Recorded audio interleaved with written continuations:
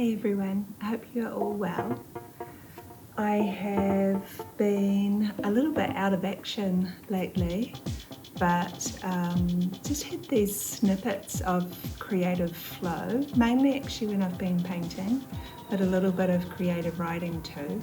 I don't know about you, but when I'm in my creative flow, it feels like I don't know, some sort of magic happens, or like linear time just disappears, and I'm in this different type of time or different type of presence with myself and the world around me.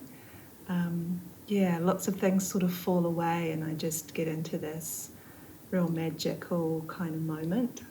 Doesn't always happen, because I think a lot of the time when I create, I get caught up in trying to control what I'm trying to create. Probably a lot of us do that. I mean, controlling what we are trying to create is useful, and often we have to do that for work or to sell our artwork as a product. So yeah, there are different kind of types of creating, I guess. Even if we don't have to be, sitting in that framework, we can easily do that, because we're so used to creating in that sort of set style. For example, for me, if I was going to write a short film, I might quickly fall into the idea that it needs to be in a 3-act structure, rather than think of other ways of, writing a short story or short film.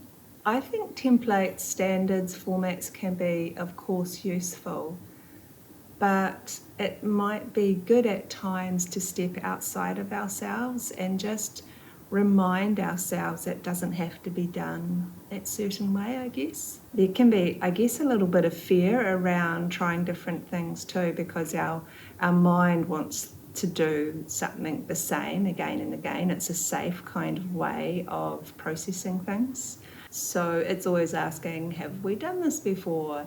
Is this standard practice? Is this the same but different?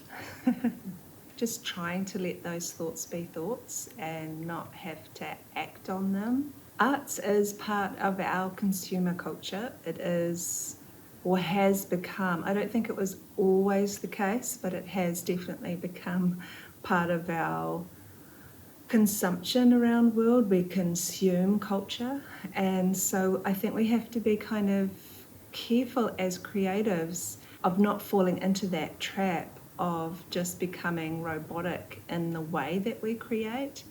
And maybe for you, like you do need to stay in that format or that structure, but I guess I'm really talking about if me, get caught up in creating in a certain way without actually thinking about if it could be done differently, and if we can be curious and create a different way. There's such an expectation to create like amazing work, but at the same time not step outside the box. And those two things just, to me, don't seem to go together. I mean, to get, like to keep making the same but different is actually the same.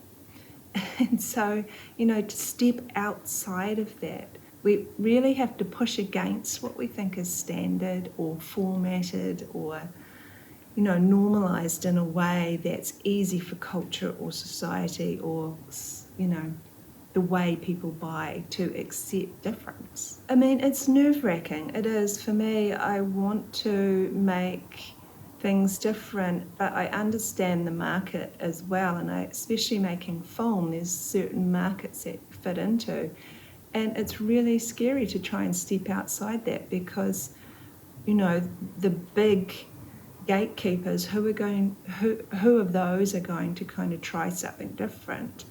So how am I going to get what I make seen? So it is really difficult to kind of get my head around trying things out, doing something different, being completely creative and not held to some formatted, regulated way of making, but still have an audience, because I create film, I want people to see it. If I stay like in that formulated kind of mode, I myself will get really stagnant. I know that some creatives really need the structure and really need the format. And if, you are listening to this and you're like, this is, not for me, I want to have structure and that's how I create, then that's absolutely fine. I'm not saying, not to do that. I'm just saying to be really aware of it and to kind of push the bounds when you can and when you feel safe to do that. For me, I guess I need to push the bounds a lot and I get stagnant really quick. What I've found to be true is that the process of creating doesn't or shouldn't be locked down. Maybe the outcome does need to have some standardized formats around it for common use. But I kind of push against that as well. But the process should be really creative and it should be really new and fresh and exciting and, give life to the creator, the process. That's what I think most of us, live for, is actually the process of making. And if it does get too ritualistic in its approach or methodical, it can take away that kind of magic and that real flow that we can get into, which is like everything.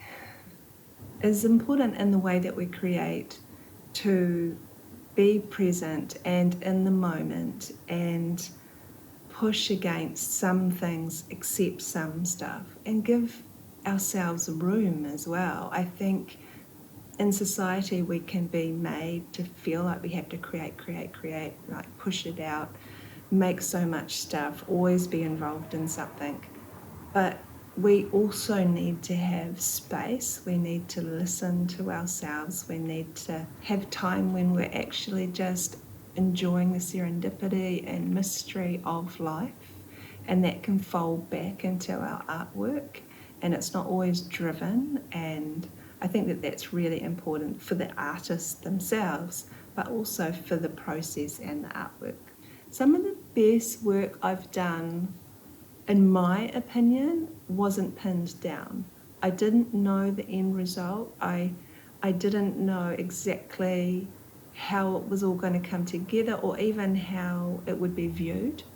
And there was a lot of unknown, a lot of mystery, a lot of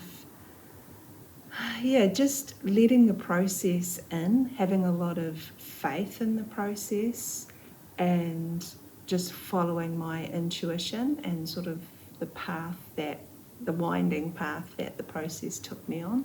I know that's not for everyone. It can be really daunting doing that. But for me, it was really eye-opening to see that amazing work can be made in a way that is so unformulated. And I became very inspired by the work, and now it's become the way that I work, but not in a formulated way, because every process I accept is completely different and I'm completely at a different stage in my life and my creating. So as I move forward into each project, my intuition takes me on completely different pathways. I would just suggest, if you work in a formulated way, make your lists, do your bullet journaling like I do, get all that done and out of the way, and then just allow for room. Maybe some parts of it are unknown and some parts of it are really known, so you're kind of pushing and flowing into formatted areas, but also into these more magical, serendipity, mysterious moments of creativity. And so you can learn to kind of adapt and flow in that way. Not everything has to be locked down, and that's okay. You don't have to know how everything's going to end. Allow space, be curious.